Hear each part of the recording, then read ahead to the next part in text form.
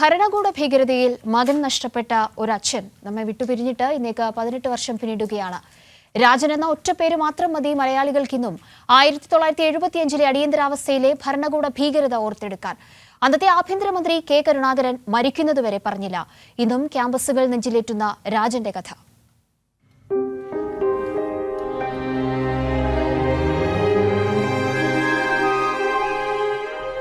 പകയുണ്ടോ എന്ന ചോദ്യത്തിന് എനിക്കിപ്പോഴും ഉത്തരമില്ല. പക്ഷേ ലോകത്തിനോടൊരു ചോദ്യം ഞാൻ ഇപ്പോഴും ബാക്കിയാക്കുന്നു. എന്റെ നിഷ്കളങ്കനായ കുഞ്ഞിനെ നിങ്ങൾ ഇപ്പോഴും മഴയത്ത് നിർത്തിയിരിക്കുന്നത് എന്തിനാണ്? TV ഈച്ചര വാര്യരുടെ ഒരച്ഛന്റെ ഓർമ്മക്കുറിപ്പുകളിലെ വരികൾ. കേവലം ഒരെഴുത്തിനും ഓർമ്മക്കുറിപ്പിനുമപ്പുറം ഒരച്ഛൻ നടന്നു തീർത്ത യാതനകളുടെ ആവിഷ്കാരമാണ് ഈ വരികൾ.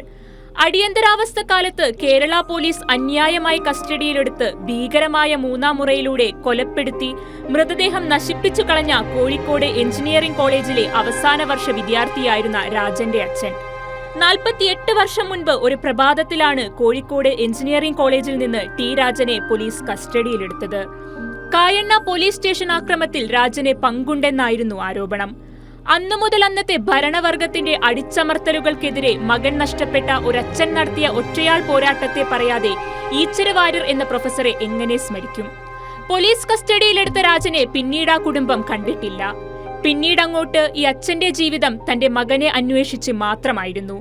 അന്ന് കേരളം ഭരിച്ചിരുന്ന മുഖ്യമന്ത്രി അച്യുത മേനോൻ മുതൽ അന്നത്തെ ആഭ്യന്തരമന്ത്രി കെ കരുണാകരൻ വരെയുള്ള പല നേതാക്കൾക്കരികിലും ഈച്ചര വാര്യർ എന്ന അച്ഛൻ ചെന്നു. അന്നാ ഭരണകൂടം ഈച്ചര വാര്യർക്കു നേരെ വാതിലടച്ചത് ചരിത്രം പിന്നീട് രേഖപ്പെടുത്തിയതാണ്. കെ കരുണാകരൻ മുഖ്യമന്ത്രിയായിരിക്കെ രാജൻ കേസിൽ വിധി വരുന്നു. സത്യം വെളിപ്പെടുത്താനല്ല, അത് മറച്ചുവെക്കാനാണ് കരുണാകരൻ ശ്രമിച്ചതെന്ന് കോടതിയുടെ നിരീക്ഷണം. രാജന്റെ തിരോധാനത്തിൽ സ്റ്റേറ്റിന് പങ്കുണ്ടെന്ന ആക്ഷേപത്തെ തുടർന്ന് കെ കരുണാകരൻ 1977 ഏപ്രിൽ 25 മുഖ്യമന്ത്രി സ്ഥാനം രാജിവെക്കേണ്ടി വരുന്നു.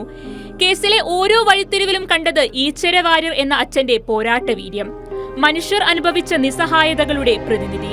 ഭരണകൂടത്തിന്റെ അനീതികൾക്കെതിരെ പോരാടാൻ ഓരോ പൗരനും എന്നും പ്രചോദനമാണ് ഈച്ചര വാര്യർ എന്ന മനുഷ്യൻ.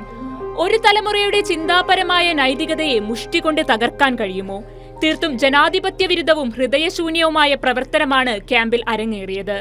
നീതിക്ക് വേണ്ടി പോരാടുന്ന ഒരുപാട് മനുഷ്യരുടെ പ്രതിനിധി.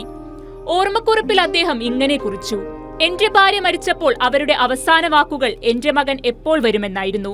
മരിച്ച് 18 വർഷങ്ങൾ പിന്നിടുമ്പോൾ ചരിത്രം അദ്ദേഹത്തെ ഹതഭാഗനായ അച്ഛൻ എന്നല്ല, മറിച്ച് സ്വന്തം മകനു വേണ്ടി അന്നത്തെ കിരീടം വെക്കാത്ത രാജാക്കന്മാർക്കെതിരെ പോരാടിയ പോരാളിയായ അച്ഛൻ എന്നു തന്നെയാണ് ഉറക്കെ വിളിക്കേണ്ടത്. News desk Kairali news.